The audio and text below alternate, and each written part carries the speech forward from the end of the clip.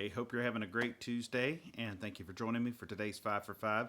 Today, I'm standing in front of my Christmas tree at home, and on our Christmas tree, we have lots of ornaments, and these aren't just ones we pick up just in a set or a pack. All of these ornaments that we have when we hang them, they each have a different meaning and different reminders of our family and just people who've given them to us through the years. And we love ornaments in our family, and in our households.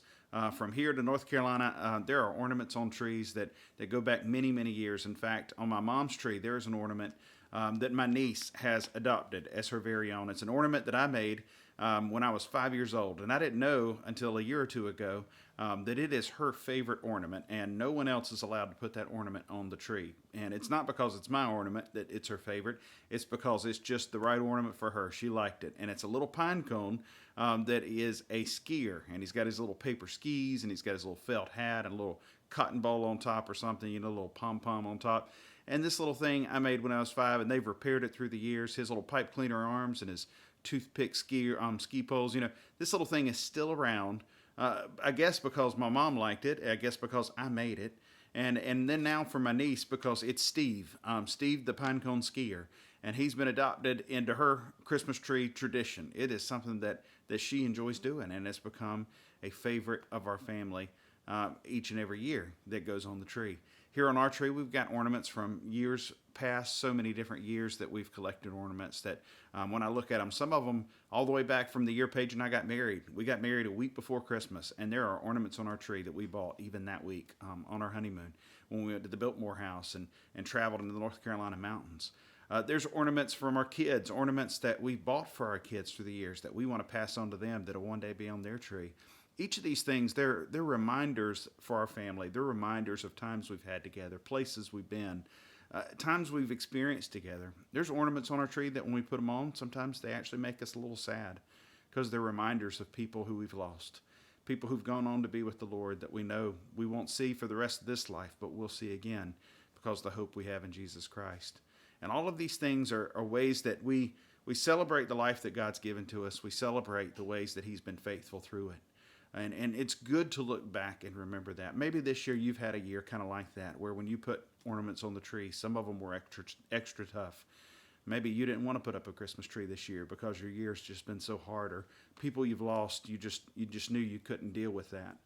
I want to encourage you today that just as you see the words that are also behind me, that the message of Christmas is still a message of great joy. And in Luke chapter 2, the angel's story, the angel's words, the song they sang to the shepherds that they came to see was to not be afraid, but to take heart. Instead of fear, they said that they had a great message of great joy. Fear not, for behold, I bring you good news of great joy that will be for all the people.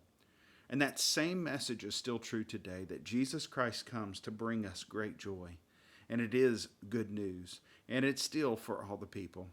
And it's because of Jesus Christ that we can have hope. It's because of Jesus Christ that we can have peace. It's because of Jesus Christ that we can have a comfort on days that are tough. And we can look back at all the ways that God has been faithful. And we can look forward in hope and knowing that He will stay faithful in the days ahead. I want to encourage you this Christmas to do what Mary did that night, the first night that she had Jesus in her arms, when she saw these shepherds come, when she saw all of these things happen, and she held the Savior in her arms. It says in Luke chapter 2 that Mary treasured all of these things in her heart.